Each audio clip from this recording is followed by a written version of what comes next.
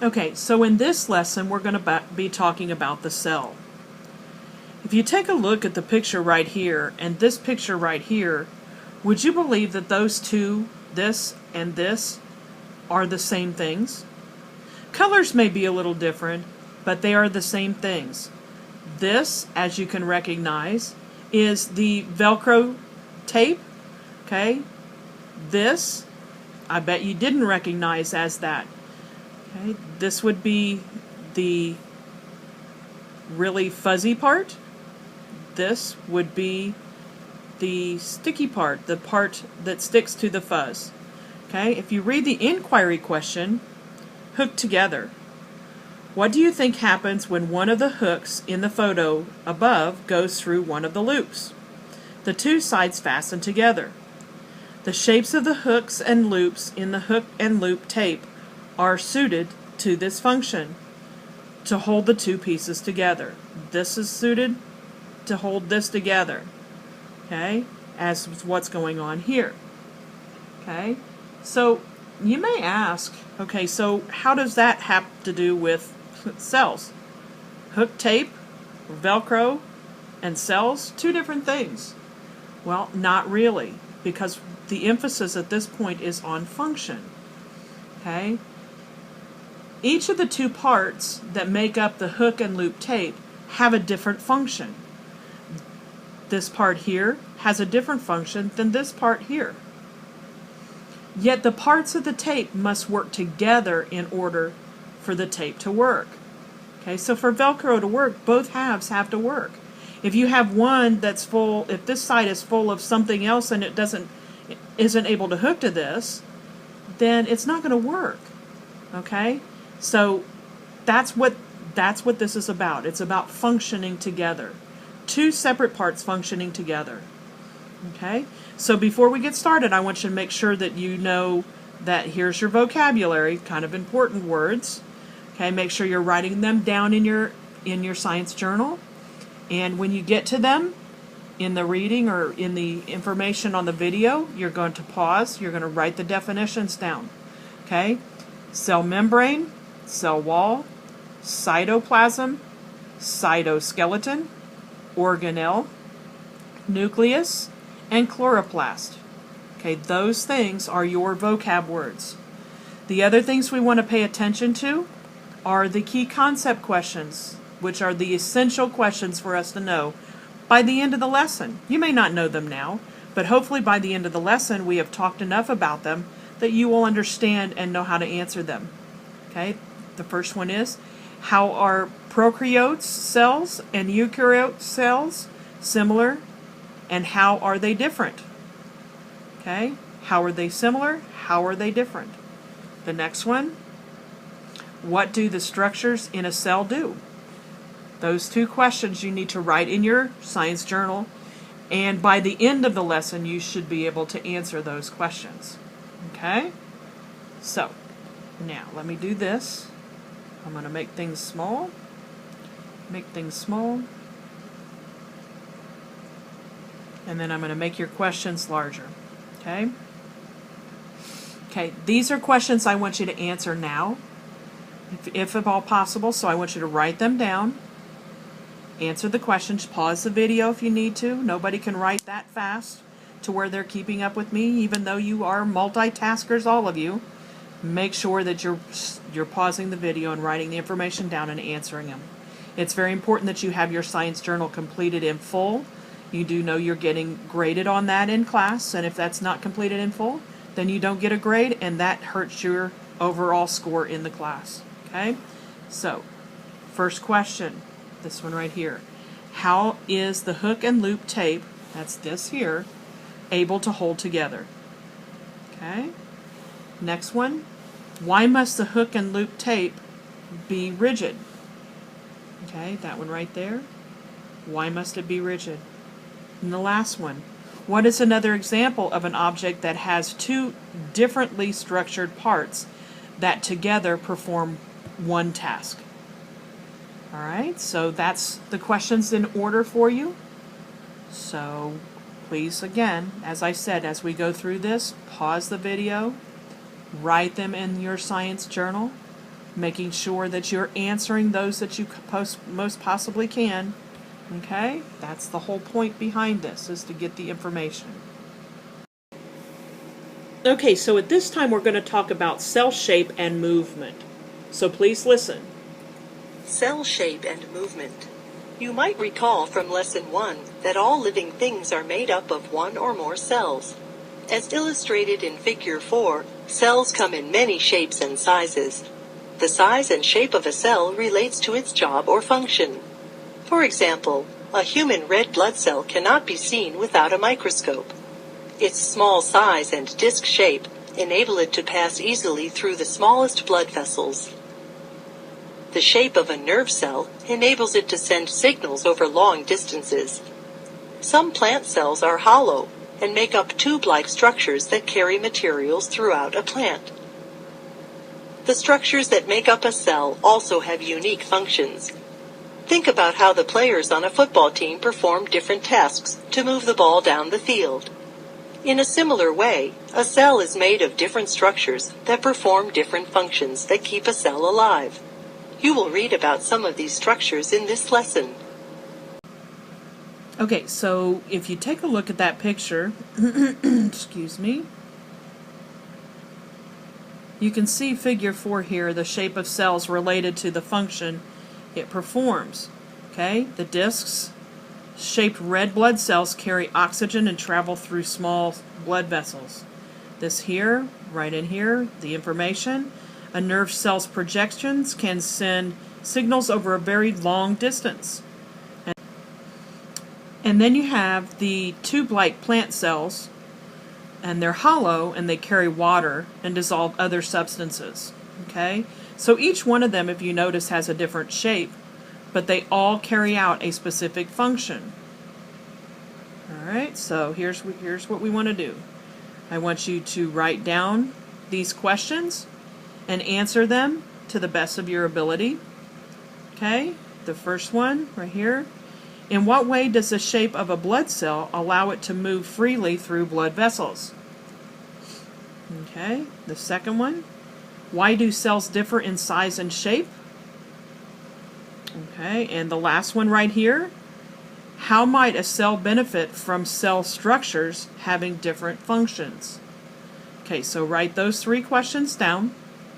Okay, pausing the video to write them down and then answer them, and then starting the video back up so that we can get on the way. Okay, so next we're going to talk about cell membranes. Cell membrane. Although different types of cells perform different functions, all cells have some structures in common. As shown in Figure 5 and Figure 6, every cell is surrounded by a protective covering called a membrane.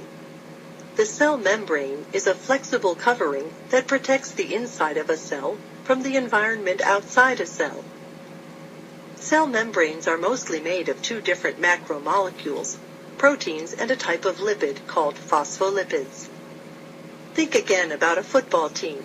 The defensive line tries to stop the other team from moving forward with the football. In a similar way, a cell membrane protects the cell from the outside environment. Okay, so in that reading, you probably heard one of your vocab words, and it's cell membrane. Yeah, let's see if I can make this. Okay, here we go. Okay, the cell membrane is a flexible cover that protects the inside of a cell from the environment outside of the cell. Okay, make sure you're pausing, writing that information down. Okay, this is an important term. It is a vocabulary term. Alright, moving right along. Next we're going to talk about cell walls. Cell walls. So please listen. Cell wall. Every cell has a cell membrane, but some cells are also surrounded by a structure called the cell wall. Plant cells, such as the one in Figure 5, fungal cells, bacteria, and some types of protists, have cell walls. A cell wall is a stiff structure outside the cell membrane. A cell wall protects a cell from attack by viruses and other harmful organisms. In some plant cells and fungal cells, a cell wall helps maintain the cell's shape and gives structural support. Okay, so that's cell wall. Let's go ahead and write that information down because you have it right here. And again, I'm going to bring it forward so that you can see it. The cell wall is a stiff structure outside the cell membrane. Not all cells have them. Okay, plant cells do. Believe it or not, animal cells do not. Okay, they both have cell membranes, but one has a cell wall, plant cell, but the animal cell does not. Okay, so make sure you're writing that vocab term down. All right. Okay, so now we've talked about cell membranes, cell walls. Okay. Just want to make sure that you know that every cell part has a special job, such as protective functions of the cell membrane. And I want to make sure you know that because it's kind of important when we go through this for you to know what the functions are. We're going to get to most of those functions that you see listed on both the plant cell, which is here, and the animal cell, which is here. Okay? But I just want to make sure that you knew those. Okay, so here's what we're doing next, though. All right, I want to ask you a couple of questions. All right, a couple of questions here. First one, why is a cell membrane like the defensive line on a football team? Okay, and the second one, if you notice, is a reading check question. What are cell membranes made of? What are cell membranes made of? Okay, so those two questions need to be in your science journal, please. And then we will go from there with you talking about them and we go over them in class. Okay?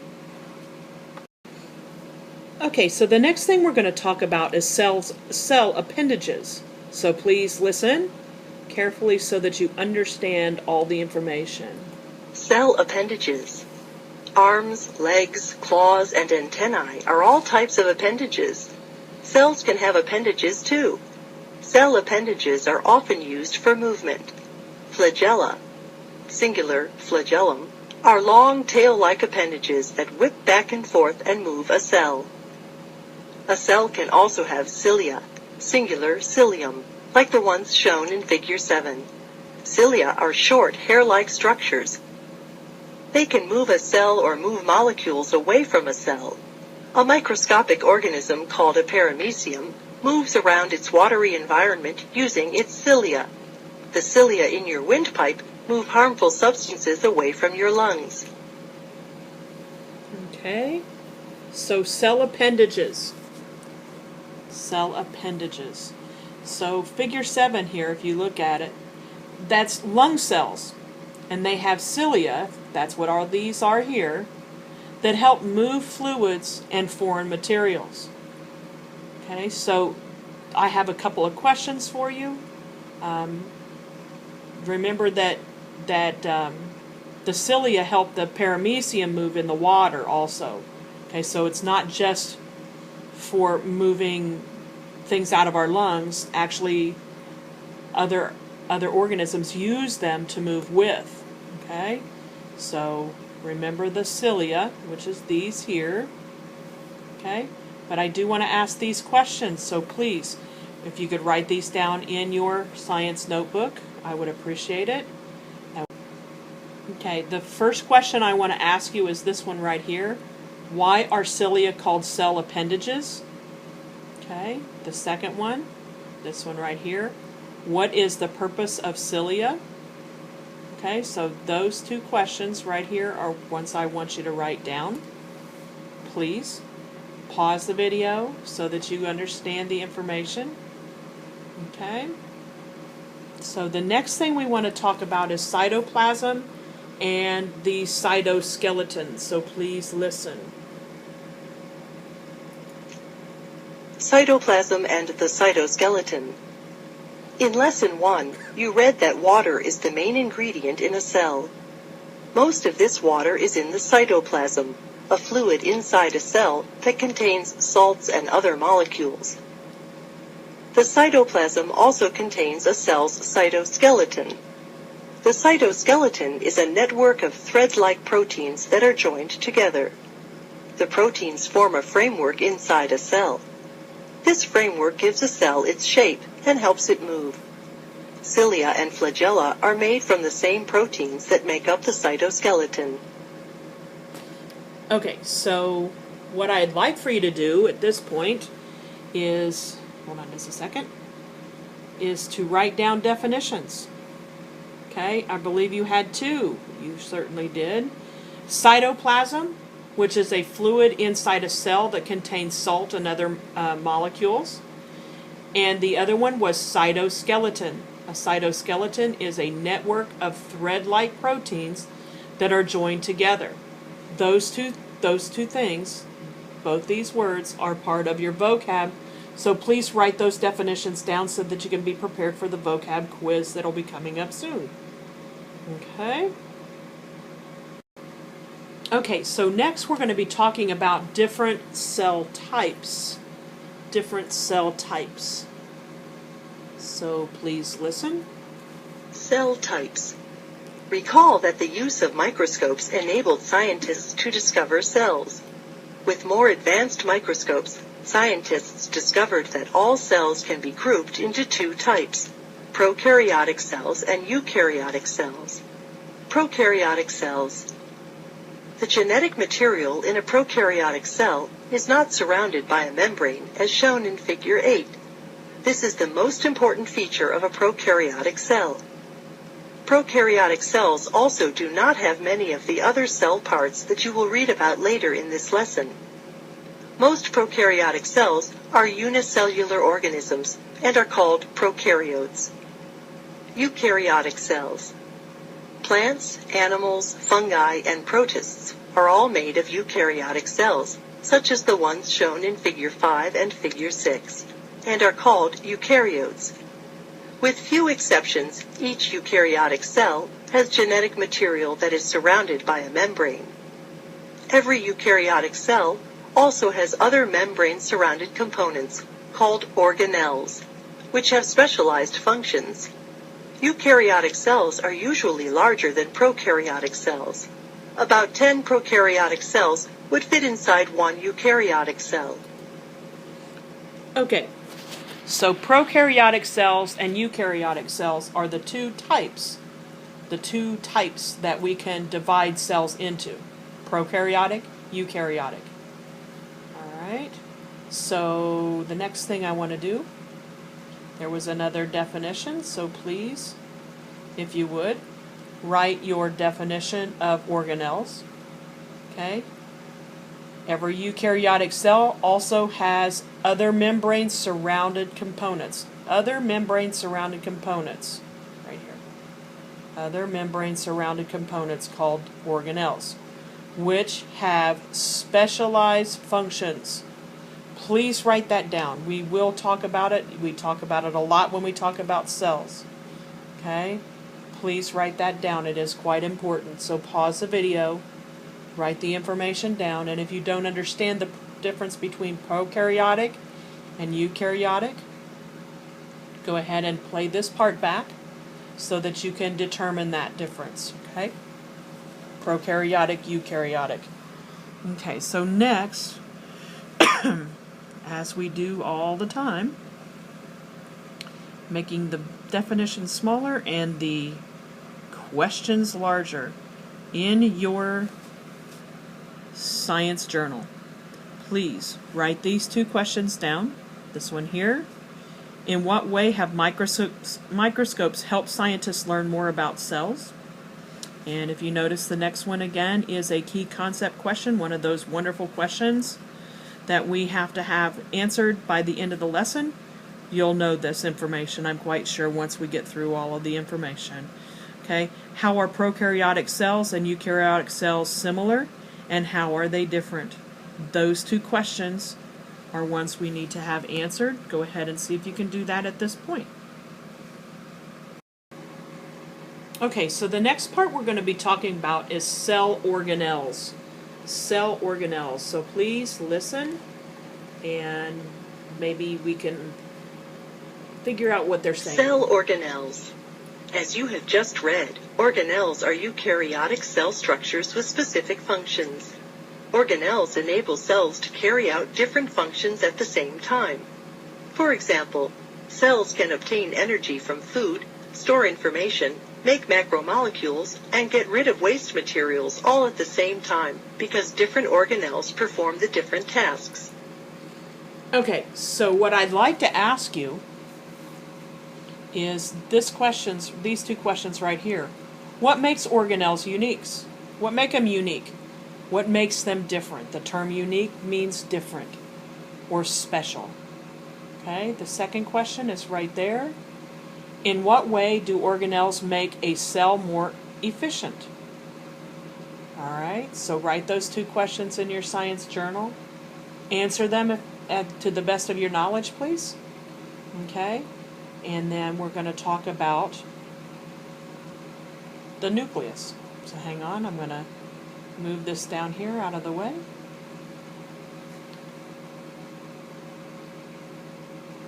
Okay.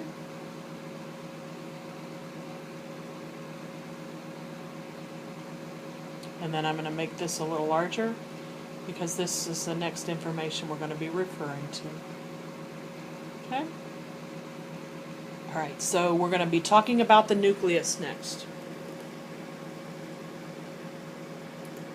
The nucleus. The largest organelle inside most eukaryotic cells is the nucleus, shown in Figure 9. The nucleus is the part of a eukaryotic cell that directs cell activities and contains genetic information stored in DNA. DNA is organized into structures called chromosomes. The number of chromosomes in a nucleus is different for different species of organisms. For example, kangaroo cells contain 6 pairs of chromosomes. Most human cells contain 23 pairs of chromosomes. In addition to chromosomes, the nucleus contains proteins and an organelle called the nucleolus. The nucleolus is often seen as a large dark spot in the nucleus of a cell. The nucleolus makes ribosomes, organelles that are involved in the production of proteins. You will read about ribosomes later in this lesson. Surrounding the nucleus are 2 membranes that form a structure called the nuclear envelope. The nuclear envelope contains many pores. Certain molecules, such as ribosomes and RNA, move into and out of the nucleus through these pores. Okay, so from this information, you know that this right here, this is what the inside of the nucleus would look like. Okay? It's directly in the center, or it's in the center of the cell. And it is more like the brain of the cell. Okay? It is surrounded by a membrane that protects it from any injury or any things that aren't supposed to be there. Okay? So the membrane is very important in this case to the nucleus to keep it safe from any harm. Alright? How is the function of the nuclear envelope similar to that of an envelope you use for letters? I want you to think about that one, because it talks about the nuclear envelope in our information. How is it similar to an envelope that you use for a letter? Alright? Now, let me go ahead and make this a bit smaller, or a lot bit smaller, so that I can ask you a couple of questions. Okay?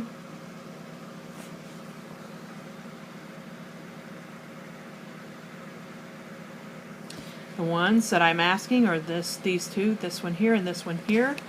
What is a nuclear envelope? Okay, what is a nuclear envelope? The other one, how would you describe the nucleus of a cell? So it's asking you to describe the nucleus of the cell. Alright, make sure you're pausing the video, writing those questions down, and answering them in your science journal. Alright, thank you. Alright, let's move on here. Okay, next we're going to be talking about manufacturing molecules. So please listen Let's see if we can understand this information. Manufacturing molecules. You might recall from Lesson 1 that proteins are important molecules in cells. Proteins are made on small structures called ribosomes. Unlike other cell organelles, a ribosome is not surrounded by a membrane. Ribosomes are in a cell's cytoplasm. They also can be attached to a web-like organelle called the endoplasmic reticulum, or ER. As shown in Figure 10, the ER spreads from the nucleus through most of the cytoplasm. ER with ribosomes on its surface is called rough ER. Rough ER is the site of protein production. ER without ribosomes is called smooth ER. It makes lipids such as cholesterol. Smooth ER is important because it helps remove harmful substances from a cell.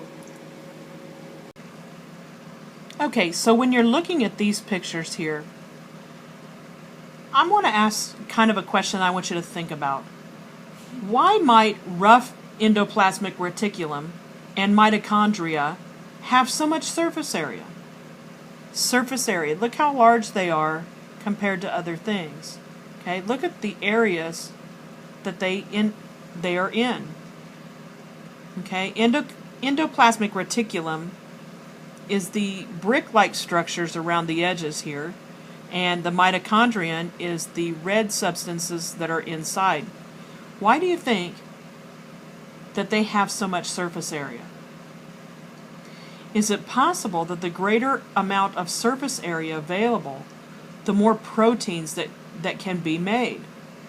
On the rough endoplasmic reticulum, which is this one right here, there is a lot of surface area available. Okay, a lot of surface area, as you notice. All right, and that allows the ribosomes to attach to it. Okay, on the mitochondria, a large amount of surface area means that more energy can be processed. Okay, so processing energy, that's what those do. So I want you to keep those in mind. Okay, so right now we're going to be talking about processing energy. So please, if you wouldn't mind, I'd like for you to listen. Processing energy. All living things require energy in order to survive. Cells process some energy in specialized organelles. Most eukaryotic cells contain hundreds of organelles called mitochondria, singular mitochondrion, shown in Figure 10. Some cells in a human heart can contain 1,000 mitochondria. Like the nucleus, a mitochondrion is surrounded by two membranes. Energy is released during chemical reactions that occur in the mitochondria. This energy is stored in high-energy molecules called ATP, adenosine triphosphate. ATP is the fuel for cellular processes such as growth, cell division, and material transport. Okay, so let me go ahead and make things a bit smaller since we've gone through that one also. And bring up your questions for that part of the lesson. Okay, why is this paragraph titled Manufacturing Molecules? Why do you think the information we just talked about is titled Manufacturing Molecules? Okay, the second one, if you notice, is a reading check. How can you contrast smooth ER and rough ER? Remember what the term contrast means. Find the differences. Okay, the third one, this one here. Why are the functions of both smooth ER and rough ER essential to a cell? Okay, you may have to go back and listen to that part of the video again, but feel free. Make sure you're pausing and writing this information down and answering those questions in your science journal. Plant cells and some protists, such as algae, also contain organelles called chloroplasts, shown in Figure 11. Chloroplasts are membrane-bound organelles that use light energy and make food, a sugar called glucose, from water and carbon dioxide in a process known as photosynthesis. The sugar contains stored chemical energy that can be released when a cell needs it. You will read more about photosynthesis in Lesson 4. Processing, transporting, and storing molecules. Near the ER is an organelle that looks like a stack of pancakes. This is the Golgi apparatus, shown in Figure 11. It prepares proteins for their specific jobs or functions. Then it packages the proteins into tiny membrane-bound, ball-like structures called vesicles. Vesicles are organelles that transport substances from one area of a cell to another area of a cell. Some vesicles in an animal cell are called lysosomes. Lysosomes contain substances that help break down and recycle cellular components. Some cells also have sac-like structures called vacuoles. Vacuoles are organelles that store food, water, and waste material. A typical plant cell usually has one large vacuole that stores water and other substances. Some animal cells have many small vacuoles. Okay, so now we've talked about the chloroplast and the Golgi apparatus. I'm going to make this information smaller. Okay, smaller yet. Coming around and asking questions. I know you think I ask too many questions, but it's how I understand if you know the information or are getting what I need you to know. If not, then when you don't answer the question correctly, I know that maybe we need to talk about it a little further. So that's the reason why I ask so many questions. Okay, maybe in the future I'll start asking a few less, and that way you guys will be a little more comfortable with writing them down.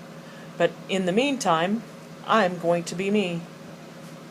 There you go. What do all living things need to survive? This question right here. Okay, the second one, notice it's a reading check question. What types of cells contain chloroplast?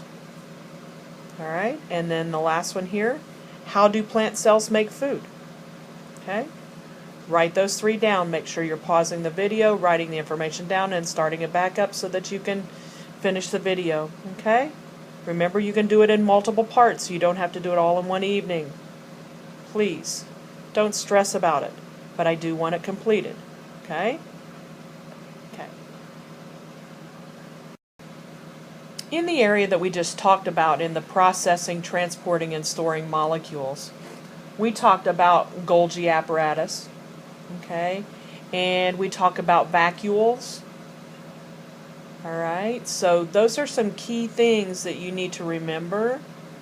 Okay, what I'm going to do is I'm going to do this, and you're going to say, but you just gave us questions. I know I just gave you questions, but here's some more. Okay, in what way are vesicles like trucks on a highway? The next one, notice that it is a reading check question. What is the function of the Golgi apparatus? What is the function of the Golgi apparatus? What does it do? The last one, why is removing waste an important cell function? Why is it an important cell function? Okay, a couple other things you need to do at this point. I know that I have given you one that I didn't come across here. Let me give you this. Making this a little larger because I messed up and forgot that we actually had one of our vocab words, which is very important that you write down the definition for. So it's chloroplast. And a chloroplast are membrane-bound organelles that use light energy and make food, a sugar called glucose, from water and carbon dioxide in a process called photosynthesis. Okay, make sure you're writing that down. That's kind of a long definition, but chloroplast is the membrane-bound organelles. Okay, they are the membrane-bound organelles, and they use light energy to make food. All right. Okay, so half of me thinks that I might have missed another one, so I'm going to take a quick gander here and see. Yes, I did. Another vocab word was nucleus. I was so interested in the reading that I forgot about our vocab. Sorry. Nucleus. Okay? That's this one here. The nucleus is the part of the eukaryotic cell that directs cell activities and contains genetic information stored in DNA. Okay? Make sure you're writing those two definitions down in your vocab words.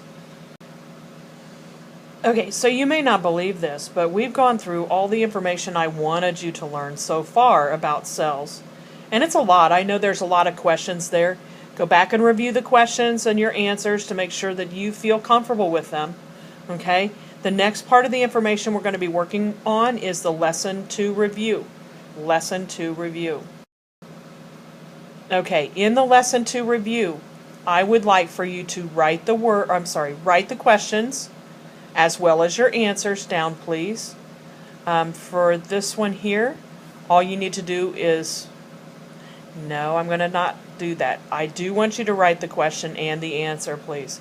It's going to help you to study for the test. I don't think many of you are using this information to study for the test, but you really need to start. So please write all those questions down, okay? Please, and then answer the questions. This one is a drawing one. Draw a prokaryotic cell and label its parts. You can get that from the video itself. All right? Explain, compare. You're going to draw this chart, please. Draw this chart and answer the questions. So you're doing questions 1 through 9, writing the question and the answer, please. And I hope you've learned a lot with this lesson.